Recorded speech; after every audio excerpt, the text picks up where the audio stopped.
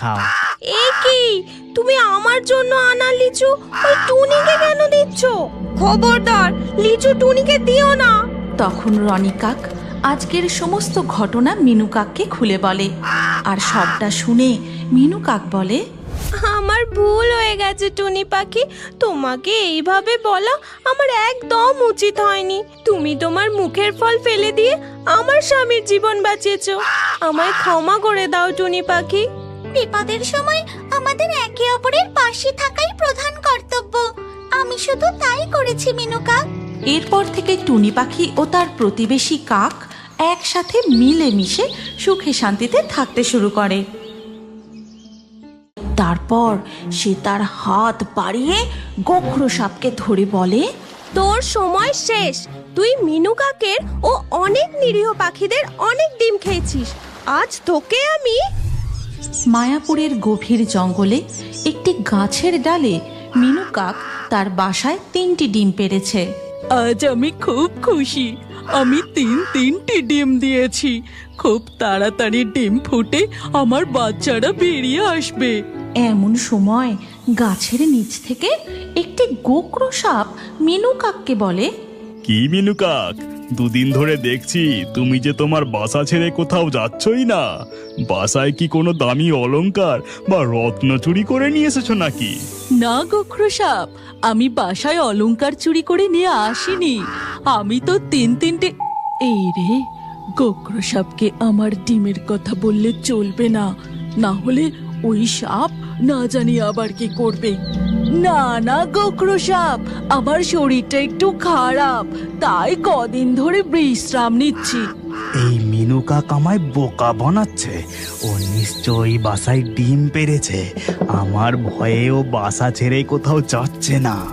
গোখরো সাপ মনে মনে এই কথা ভাবতে ভাবতে সে একটি ব্যাঙ শিকার করে তারপর মাটির ঢিবির মধ্যে ঢুকে যায়। এই সুযোগ, গোখরো সাপ তার বাসায় ঢুকে গেছে।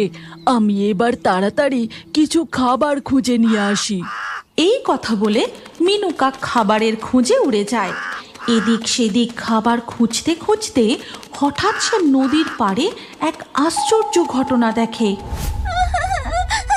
আমায় বাঁচাও, কেউ আমাকে বাঁচাও। মিনু কাক নদীর পাড়ে জলপরীর কন্যার কাছে যায়। তারপর বলে, কে তুমি? কি হয়েছে তোমার? তুমি এভাবে কাঁদছো কেন? আমি হলাম জলপরীর কন্যা। খেলতে খেলতে এখানে চলে এসেছিলাম। তারপর হঠাৎ এই ছিপের বড়শিতে আটকা পড়ি। আমি আমার মায়ের কাছে ফিরে যেতে চাই। আমাকে মুক্ত করো। আমার খুব কষ্ট হচ্ছে, খুব ব্যথা করছে। ঠিক আছে জলপরি কন্যা, তুমি চিন্তা করো না, আমি এক্ষুনি এই ছিপের সুতো কেটে দিচ্ছি। এই কথা বলে মিনু কাক তার ঠোঁট দিয়ে ছিপের সুতো কেটে দেয়। তোমায় অনেক অনেক ধন্যবাদ কাক। এখন আমি আসি। জলপরী কন্যা জলে ডুব দিয়ে চলে যায়। তারপর মিনু কাক গাছের নিচ থেকে খাবার কুড়িয়ে নিয়ে তার বাসার দিকে উড়ে যেতে থাকে।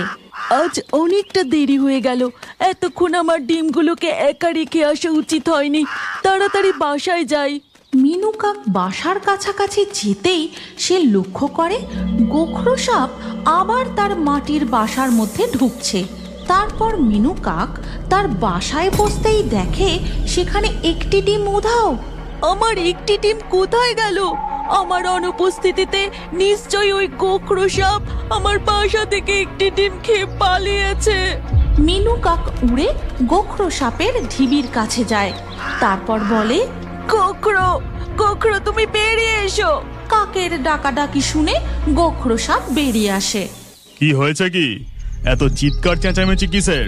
তুমি জানো না এখন আমি বাসায় ঘুমাচ্ছি? তুমি বলো আমার একটি ডিম কোথায়?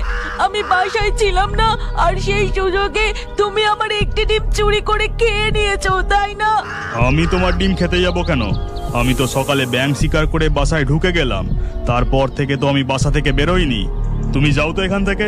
চিৎকার করে আমার ঘুমটাই নষ্ট করে দিলে। এই কথা বলে গোখরো সাপ আবার তার মাটির ঢিবির ভেতর ঢুকে যায়। মিনু কাকও উদাস হয়ে তার বাসায় ফিরে আসে। এরপর ধীরে ধীরে রাত হয়ে যায়। রাতে যখন মিনু কাক ঘুমিয়ে পড়ে তখন গোখরো ঢিবি থেকে বেরিয়ে, আমি যে আমার লোভ সামলাতে পারছি না, কি সুস্বাদু ছিল মিনু কাকের ডিমটা। যতক্ষণ না সব কটা ডিম খাচ্ছি যেন শান্তি হচ্ছে না। কাক এখন ঘুমিয়ে পড়েছে, এই সুযোগে গাছে উঠে আর একটা ডিম চুরি করে নিয়ে আসি। এই বলে গোখরো সাপ চুপি চুপি গাছে উঠে মিনু কাকের পাশ থেকে একটি ডিম মুখে করে তুলে নিয়ে পালিয়ে যায়। এরপর সকাল হতেই মিনু কাক দেখে যে তার পাশে দুটি ডিম নেই, আছে একটি ডিম। হায় হায় হায়, এ কি হয়ে গেল? আমার ডিম কে খেয়ে নিল? কে চুরি করলো? মিনু কাকের কান্না দেখে একটি টুনি পাখি উড়ে তার বাসার কাছে আসে। কাকের মুখে সমস্ত ঘটনা শুনে টুনি পাখি বলে, আমি নিশ্চিত ওই গোখরো সাপই তোমার দুটি ডিম খেয়েছে। ওই মিথ্যুক সাপ আমাকেও বোকা বানিয়ে আমার সব কটা ডিম খেয়ে নিয়েছিল। এখন আমি কি করি? ওই সাপের হাত থেকে আমার এই একটি মাত্র অবশিষ্ট ডিমকে কিভাবে বাঁচাই? ওই দুষ্ট সাপকে একজনই উচিত শিক্ষা দিতে পারবে। তুমি চলো আমার সাথে। টুনি পাখি ও মিনু কাক উড়ে সেই নদীর পাড়ে যায়। তারপর টুনি পাখি জলপরীকে ডাকতে থাকে, আর কিছুক্ষণের মধ্যেই জল থেকে মাথা তোলে দুটি জলপরী। জলপরি মণিমালা, মিনু কাকের খুব সাহায্যের প্রয়োজন। একটি দুষ্টু সাপ ওরও ডিম খেয়ে নিচ্ছে। তখন জলপরী কন্যা নিনি ওই কাককে চিনতে পারে এবং তার মাকে বলে, মা, মা, সেই দিন ওই কাকটি আমাকে ছিপের দড়ি কেটে রক্ষা করেছিল। তুমি ওই কাককে সাহায্য করো মা। ঠিক আছে মা। মিনু কাক, আমি যা বলছি তুমি তা মন দিয়ে শোনো। মণিমালা জলপরী পুরো পরিকল্পনা ভালো করে বুঝিয়ে বলে। তারপর কাক তার বাসায় ফিরে গিয়ে গোখরো সাপকে ডাকতে থাকে। গোখরো, ও গোখরো সাপ, গোখরো সাপ। গোখরো সাপ গর্ত থেকে বেরিয়ে আসতেই মিনু কাক বলে, আজ আমি এই বাসা ছেড়ে চলে যাচ্ছি। ওই নদীর পাড়ে অনেক কাকের বাসা আছে, সেখানে তারা অনেক ডিম পেড়েছে। সেখানেই আমার ডিম ফুটে বাচ্চা বেরোবে।